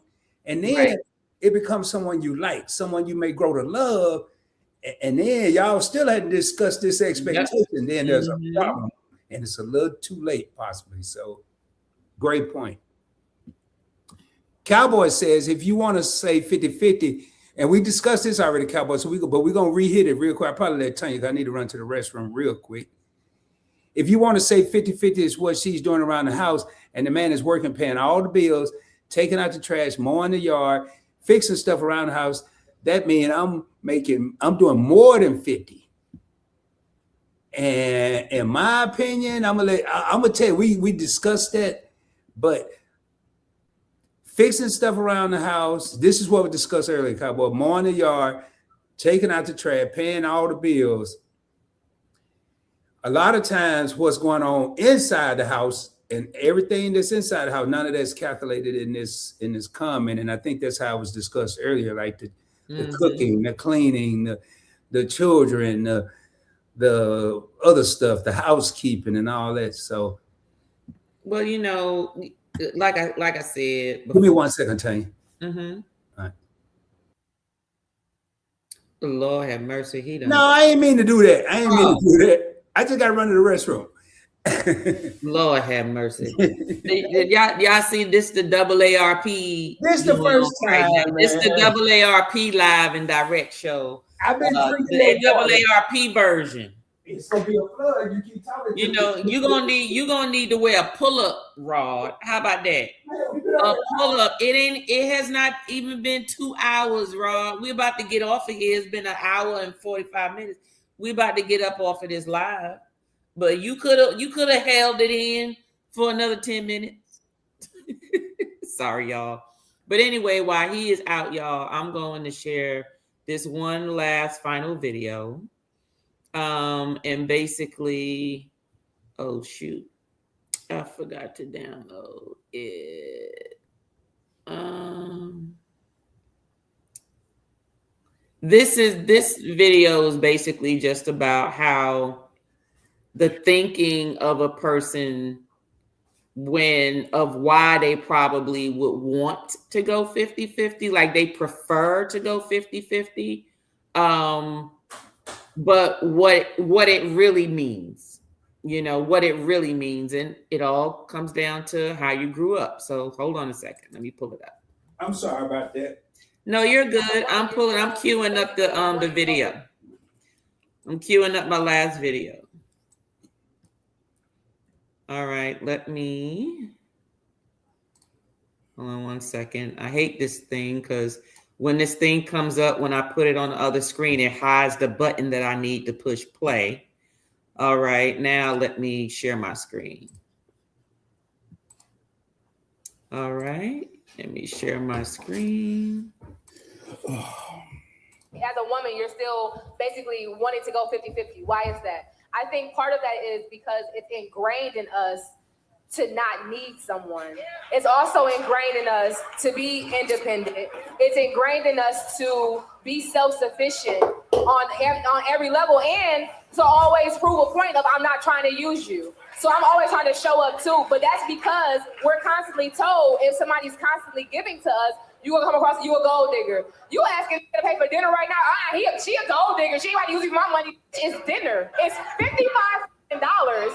You feel me? So I think a lot of that is this foundation of what we've been taught we have to show up as. I do agree with that. I think that there also is a small percentage of women who enjoy Absolutely 50-50, right? And they don't feel like they were conditioned to do it or anything like that. So, you know, what she was basically saying is there are people who are looking to go 50-50 because, and I'm gonna say that I used to do this, just all growing up, you know, so when you grow up with single parent homes, right? Mm-hmm. And all you see is a woman doing everything, depending on how they got into that situation, determines what is embedded in your mind. It's either I was put in this situation, I really didn't want this situation, but here it is. But you don't never let no man have one up on you. You don't never put yourself in a vulnerable state where you have to rely on anybody for anything. You make sure you go out there, get your education, make sure you go make your own bag so you don't have to worry about someone taking advantage of you, someone being in control, someone telling you what to wear, what not to wear, where to go, what not to go, or even abusing you because you have nothing if you were to leave, right? So if you grow up around that, right? And there's some extremes higher and there's some not so bad extremes. But if you get a young girl who grows up, who sees that, the first thing they're going to do is, usually those are the ones who are very driven, very ambitious, definitely going to have their own bag by all means necessary. Even if she is married, she going to make sure she got her bag. There is a bag where even though she's sharing the bag, it's still a bag, because it's a matter of, if anything was to ever go down, or if he was to pass away, or something was to happen, we can still sustain. I'm not going to be hungry. I'm not going to be homeless. I'm not going to be clothless. None of that. I can still continue life accordingly. Okay. And it's the same thing if you reverse it with the guys. If they see their mother doing everything, if that mother is not very clear on certain things, it can be very easy for the boy to do one or two things. This is how it's supposed to be, and I'm going to expect my woman to do just as much as my mama did. My mama was single. She did it on her own. She was able to go to work and bring home the money and clean the house and cook my food and do the laundry and make sure everything got done, except she might call Uncle Leroy to come over and cut the lawn every now and again or whatever. My mama did it. Why you couldn't do it? Or they can grow up like Timmy and say, that's not what I want my mama to do. I wouldn't want, not my mama, my wife to be. I want to make sure that my wife doesn't have to work until her hands are sore, or have to work 2 or 3 jobs just to make ends meet or whatever. I would never want that to want that to be for my wife or whatever. So he'll put his wife in a safe place, right? So what you so animated. Anyway, beast mode. Those are just some of the things there. Yes, there's a lot of what ifs. Nichols.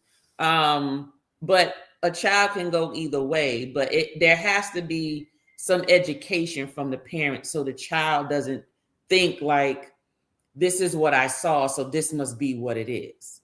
You got to make sure you put clear expectations with your child and let them know the situation and how things could or could not be, and that they need to choose accordingly, and not to let their current situation be their whole life situation. So, and that's a good point y'all bring up, because a lot of times I've heard even my parents say, I don't want you to grow up like me. I want you to have better than me. I want you to do better than me, have more than me. But then how many times do the child say, I want my wife to not do what my mother did, or the wife just, I don't want my husband to go through what my father did. I haven't heard that as much. I've heard it.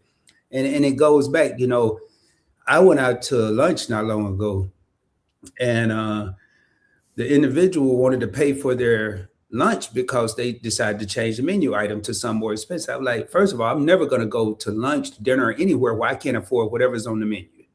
I'm not doing it. I'm not setting myself up for that. Now, have there been times where I did it? Yeah. And it was an embarrassing, bad situation. And if I got to take you somewhere that I think is less than what you deserve, I'm going to offer to cook at home or something. I'm not taking you. Right. Yeah, unless we on the road and we both agree on McDonald's or something like that. That's not going to be a date, but just because you decide to upgrade your meal, that's not a reason for you to pay for it. What kind of man am I, going back to what Tim is saying, as the lead, to even allow that or go for that? Now they got these split bills that bring to your little table. I'm hoping that's for parties of 4 or the friends or something, because I just don't understand who gonna split the bill. I mean, if it's husband and wife, why are we splitting the bill? Are we that worried about 50-50? We're too worried about it. We're not even worried about it. Unless they just trying to get points on their cards. Yeah, that's a good reason. That's a good reason right there. But one thing I wanted to pull up, and I know we're going to be getting out here. One more thing, because I want to flip the script on this. I want to talk about, that ain't what I wanted to pull up. Let's see here. Let's talk about this 100. And I don't think I can make that any bigger. I'm going to try, y'all. Just hold your control button down and scroll up. There you go. Yeah, this is a MacBook, so it kind of do some crazy stuff. All right. Yeah, so the Power 100, full investment. You give 100% of what you can, trusting your partner does the same. fostering a strong partnership. If both people are trying to give 100, who cares about 50-50? Right. Exactly. Flexibility embraces life's fluctuations. We already talked about that. Focus on us. That's right. I like this. And I want to hear Tanya and Timmy's aspect, because if you're focused on so much on 50-50, it's not a us, it's really a me. Right. I believe that, and when you remember what you was going, whatever it was you're gonna say, because I know you was trying. I don't want you to forget your thought. My thing is this: if you're living to satisfy your partner, and that's always in your mind, then you shouldn't have a problem. Is if they're thinking the same thing with you. So then both are going to be satisfied. Period. You know. So there, you'd be surprised. Sometimes it's a funny thing where you get two people trying to make the other person happy, and then they fighting over who gonna make the other one happy. Now that's something that you don't see often, but it does happen. You know, but if that's the mentality that you have, then you don't have to worry about anything else, because you're always thinking of that person along with yourself. So that's the us part that you were just speaking about, Rob. All right. Let's get Timmy. I don't want to go back. I want to hear what Timmy. Well, I'm gonna go back a little bit from what Tanya said, then I'm gonna come back to about the 100. So to me, it's not the size of the dog in the fight, but it's the size of the fight in the dog. Meaning, I'm gonna bring it around. Mm-hmm. When you come up with humble beginnings, I came up from a single family home. My daddy lived his best life all my young life. So I had a single mother. And my mother worked 2 jobs. She worked 3 jobs. But it didn't instill anything in me that I want my wife to work 2 or 3 jobs. But my mother said, I want you to be a king. And I want you to find you a queen. Now, it took me a couple of times. I stumbled and fell. But There was a court justice. Yeah, I had me some court justice. But the thing about it is, I met somebody who I knew off the bat was my equal. And see, you got to be equally bonded. Tanya was my equal. Now, you know, I said she beat me a little bit, and sometimes she do. But the thing about it is, she loved me. Ain't nobody loved me more than this woman right here. Now, I done had a whole lot of Jezebels in the king's court who pretended to love me, but they only loved the financial support that I provided. Mm-hmm. They only loved me for that part. They love me for that I'm going to take care of you syndrome. My first wife didn't work. Second wife, she worked a little bit, but I took care of them. But the thing about it is, I gave them because I wanted them to give something to me, but it wasn't in them to give. But when I met Tanya, I gave her, she gives me back. I give her, she gives me back. And that's what makes me, she makes me a king. She gives me that strength to do 30 years. She gave me the strength to do 30 years in the military. I couldn't have done it without her. Couldn't have done it without her support.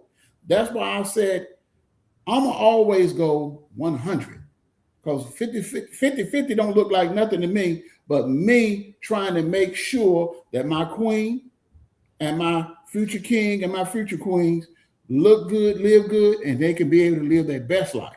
Now, getting back to that 100, everything should always be based off of 1. And if it's 1, it's going to be 100. It's going to be 100. If it's 1, it's going to be 100. Like I'm saying, if a man wants to live his best life, you got to make better choices. You can't turn a hoe into a housewife. You can't bring Trashy Betty in there and think you're going to get 50% out of Trashy Betty. Because guess what Trashy Betty going to do? She going to take your 50 and take Tom 50. When the mailman comes, she going to get his 50 and everything and spend yours on them. So, but you know what you got. But this the thing. If you go 100, leave the 50 in the dust, that's not even an equation. I saw Juan put some in the comment. What do 50-50 look like? 50-50 don't look like anything unless you 100. And that's where you get your rewards at. You got to be a king, but you got to chose a queen. And that queen makes you a king. That's the concept. Well, see, Juan, you came in after we talked about what you were just asking right there. We actually opened up the live talking about what is 50-50 to everybody, and it's not the same. Right. It's not the same at all. Yeah. And a lot of times people who are afraid or don't want to talk about the 100 and concentrate on the other numbers, I look at them as, do they love me or do they love the persona? Right. Do they love the stuff that's around me, whether it's YouTube, whether it's PBT, or whether it's the cars or the jewelry or the hairstyle or whatever? I walked around here for about 3 months looking like I was homeless. And it was enjoyable because I ain't had nobody messing with me, nobody saying nothing to me. It was a beautiful thing. But should I have to do that to find people? I'm not talking about women, to find people that are real. Okay, so I just, you know what? That's a pet peeve of mine. I don't believe that. I don't believe that. I do not believe that you need to present yourself like you have nothing to feel that you're going to find real people, because I'm going to tell you this. If you get individuals who work their tail off to make it where they are not out there looking for trash. No. And I'm just going to tell you, if you look like, I don't care what nobody says. They be like, well, you can't judge a book by its cover. Bullshit. Yeah, you're right. It may not be true in all cases. But the thing is, how you present yourself to the world is how you think about yourself, or how lazy you are. That's just my thought. I look at it as laziness. It's just lazy. I cannot stand. I can't stand this.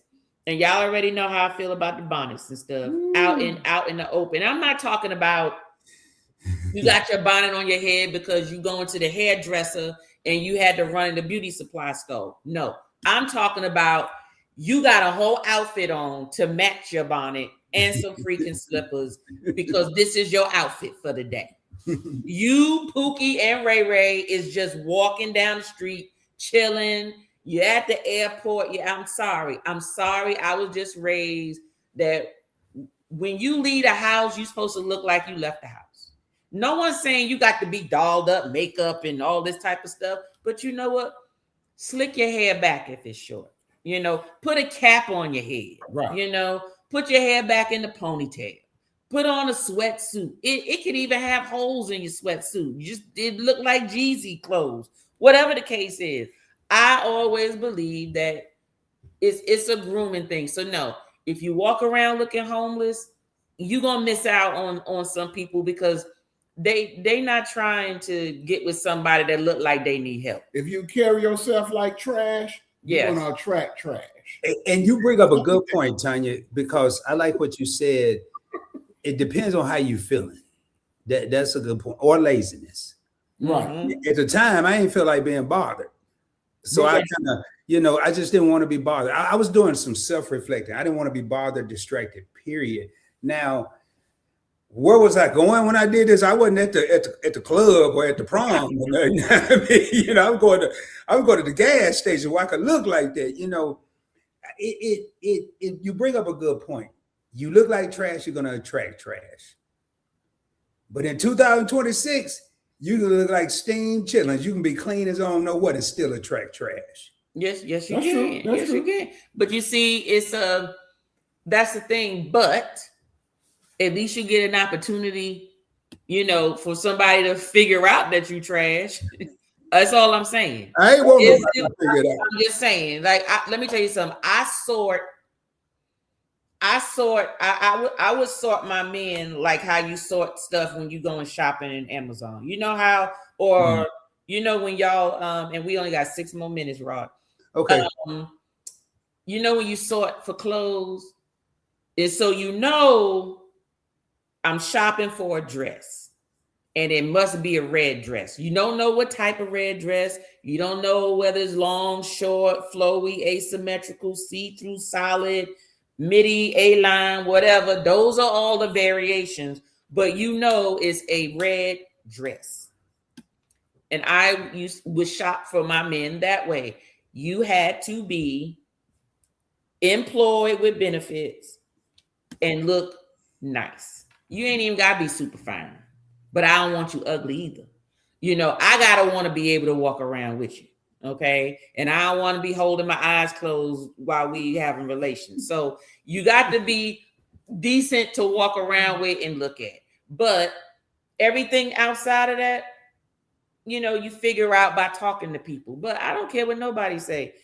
There's certain characteristics that attract somebody to somebody. You either had to, and if you end up talking to somebody who look like trash and they're not, trust me, you did not choose them out of a lineup and say, I want that one. What ended up happening was you were standing in line, they said something funny or whatever, you laugh, giggle, blah, blah, blah. Now y'all having a discussion and you figure you like their personality. Now you looking at them going, they look like trash today, but you know what? They okay, look like he got some nice hair up under there, and okay, his teeth, he got all his teeth. Okay, yeah, I can dress him up a little bit. That's how that go. Or you met them through a friend, y'all all sitting down, they looking raggedy, it's fine, but you got no choice but to get to know the person because they're gonna be around anyway. There's not one person, I don't know, maybe some people got a fetish for ugly people. Or whatever they call ugly. No one chooses an unattractive person to them. No one chooses them. Not out of a lineup, you don't. You got to at least talk to them. You got to get to know them before you choose them. And I'm just being honest with you. You got to have a conversation and get to know them. You did not choose them out of a lineup and say, I want that right there. No, you didn't. It's got to be some type of interaction. I totally agree. I know when I chose to do what I was doing, I was hitting the reset button all the way around. Just a super duper reboot. I mean, rebooting everything. And it actually helped because it helped me learn what was important and what wasn't important. Still look nice and still dress nice and all that, but don't make that the center of your being, Mm-hmm. So I wanted to come back. Hey, Tanya put us on and I agree. Y'all, we have been doing so. Tanya was on a 6-hour and 43-minute live with me. Then her and Timmy had a 6-hour and 49-minute live. So y'all, Fats and Tree. Yeah. Was it? I thought that was yours. No, it was mine, but they was on mine. Yeah, and Fats and Tree was on mine. But it's because of Fats and Tree. It's because of Fats, and he fell asleep like he did on yours. But y'all, man, guess what? What? Where we have a 24-hour marathon coming up on March 6th. Yeah, I think your favorite couple forwarded it to me, March 6th. No, I didn't. I ain't put nothing out yet. Well, he saw something. No, you know what? It may have been a live. I think it was a live. Oh, you mean like I said something about it? Probably. Yeah. Okay. Yeah. Mm-hmm. We need you on there to talk about some investing stuff. We'll holler at you for a minute. Okay. Yeah, we're gonna give you a time frame in the middle of the night. Since you be up late anyway doing live. Nope. No, you don't have to stay the whole 24 hours. I'm changing. About an hour or two. Tanya, I'm changing my ways. I ain't staying up late no more. I'm going to bed earlier. Okay, well, guess what? Then you can get up early then. You gonna do late or you gonna do early? Which one? We'll talk about it. It don't matter. You know me. I'm gonna be there. Okay, 2 days after my birthday, and March 6th. I gotta put that on my calendar here. Don't worry, you get the thumbnail. Me and Tree had just confirmed the date today. And I was going to be making phone calls because we're also promoting channels. So we're also going to be showing channels on the live. We're going to be doing giveaways every 2 hours. Every 2 to 3 hours, we're doing giveaways. We're playing games. And we're also, providing information and also playing videos from some of those channels that we're promoting. So, and then people can come and join and, if they do plan to join the live, they just have to let us know in advance because those will be the only people getting the link or the people who we know is coming up. Well, you can count me in for that. Now look, you think Rob gonna show up? Yeah, I'm gonna show up, man. I ain't gonna tell you. I'm gonna show up. I ain't say how long I'm gonna be there. I'm gonna give you the 5 a. You want the 5 a.m. slot or you want the 2 a.m. slot? Neither.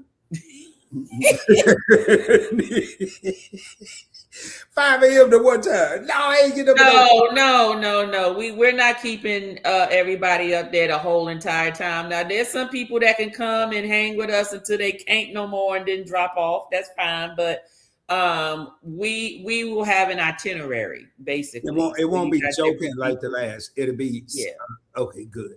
And speaking of which, y'all, I am, and we're going to talk with Tanya before I say that. Did you have anything else with your channels that's going on? Or no, tomorrow's Spirit Scrutiny. Oh crap!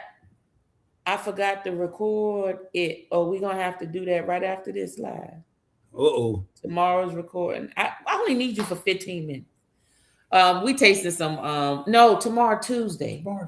Never mind. Tomorrow's Tuesday libations. 8:00. We're having cocktails. I haven't decided yet. I'm just being honest with you. I did not decide on which cocktails it was going to be, but I do know that they will be vodka cocktails tomorrow. And Wednesday, I do have Spirit Scrutiny. We will be tasting 3 wines. Juan, when you darn it, Juan, I need you to come over here so we go on and get drunk and knock out a couple of videos real quick. Wednesday, we're tasting 3 different sweet wines. I'm not really a sweet wine person, but I have to cater to the sweet wine viewers. That's on Wednesday. And then, of course, if you're a member, then there's other videos and stuff that'll be coming up over the weekend. And that's it. My members tasting is the last Saturday of this month. So, and of course, the Meet and I Awards are this Saturday coming up. Go ahead, put your YouTube on starting from 6:30 till about 12 midnight. So just go ahead and have that up there. Look at the Meet and I Awards. They put a lot of work into presenting these awards as well as recognizing those out here in these YouTube streets. Make sure you tune in. If you haven't already, go on over to Meet and I and subscribe so you can get the notifications. Subscription does not mean you pay anything. You just hit the button so you can get the notifications, and make sure that bell is fully white with the little shaking look on it so you know that you'll get the notification. So, all right. Oh, and Bugley said, I'm drinking a strong wine now called Los Vacos. Oh, what kind of grape is Los Vacos? Vodka. Sound like a no, that she said, and Bugley said it's a wine. What kind of grape is it? If it's Los Vacos, what is it? Is it like a Chianti or something? Let me know. all right, real quick, so I don't. It's he says 14%. It says 14% alcohol, and one of the things that it's a cab. Okay. I'm making sure. Tanya just MD 2020. It is not a Cabernet Sauvignon. Be quiet. And Bugler, is that a Cabernet Sauvignon or a Cabernet Franc? But go ahead, Rod. What'd you say? He say MD 2020. Ain't nobody. So, matter of fact, I'm gonna do a segment on that too. We're gonna about to go taste all the old school liquors. We're gonna go around corner to the gas station and pick up a couple of bottles. Well, if you find some St. Ives, man, I'm gonna salute you. St. Ives. Yeah, that's my liquor. Oh my gosh. Yeah, St. Ives. I was in Cali when all that came out. Oh, English, St. Ives. My mom used to drink Mickey's, man, the ones with the little bumblebee or the hornet or whatever it had on. Whatever that. Oh yeah, we gonna pick up those. Juan, that's what we gonna be drinking those too, bro. Just gonna let you know. It won't be this Saturday. I can't be drunk on Saturday because I got a little cute.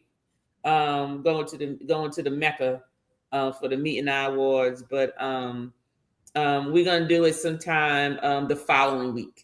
That following week, we're gonna do it that week. Let's plan for that time. All right, y'all, and I'm gonna talk quick, so because I know we're trying to get out of here. Piggyback on what Tanya said on the Meet and I Awards, 7:00 Eastern, 6:00 Central. Tanya and I are nominated for numerous awards, and we're actually going against each other in a couple categories. So I know if I don't win and she wins, it's well deserved. We're also up for Best Collab Series. That's how I'm going to introduce this from now. Meet and I award nominee, unless we win. Nominated. And Edward Meat did put a lot of time and effort into this. I've been in, when I say involved, I've been around since 2021 Meet and I Awards, and each year it's gotten bigger and bigger. So definitely support them.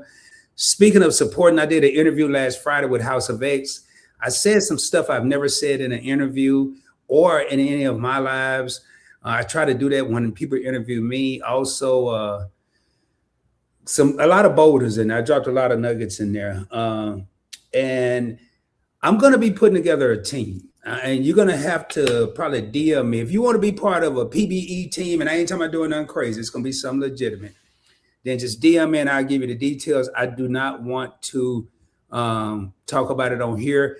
I'll just give you what the gist is. This channel, I've been summoned by, and I really do have a production team to have this channel where it needs to be by February 5th. I'm not going to say that's going to happen, but for it to even come close to happening, I'm going to put together a team. So I'll just DM me if you're interested, and I'll probably talk more about that now. Thank you, and congratulations to you both. Also, YouTube Journeys. I'm doing a new series on this channel. I've decided to go ahead and make it a series where I want new content creators and I want some used content. Kind of what Tanya, not what she's doing on the 24 hour. It's going to be different. But I need to identify who's going to be on beforehand. I don't really want a bunch of people just popping up. Maybe the new people can pop up, but the seasoned people, I kind of want to have those identified going forward. And if anybody's interested, DM me, Points Blank Travel, Points Blank Experience, Investing with Rod, Points Blank Network. You can probably just send it to Johnny. I probably would get that one too. I don't know. So with that being said, we got to get out of here, man. Thank y'all for all the support with Event Yours, TNT Connect, all of the Points Blank Network channels. Thank y'all so much. Will there be a Timmy, a Tanya, and a Rod without YouTube? Yes. Would there be a Points Blank anything or Event Yours without y'all? No. It's all about the people. So we really thank y'all from the bottom of our hearts. So without that, when anything else, Tanya, Timmy? Thanks for having me as a special guest. I would like to come back sometime with some hot topics again whenever y'all get some. I love it. Well, I got to come up with them in February. If you got something on your mind, Timmy, we can cheat. Don't you get about it, damn it. I got a couple of things, Rob, that I got a couple of good topics that we can put out there, man. I got a couple of them because we was tripping over them tonight. You know, we was tripping over tonight, but we'll talk about it. Look at Fats coming in. Fats, we ain't messing with you. Oh, no, we ain't messing with Fats. Good night. Good night, Fats. We ending this live. Yeah, Fats, we ain't doing nothing else, y'all. But hey, thank y'all for being here. You got anything else, Tanya?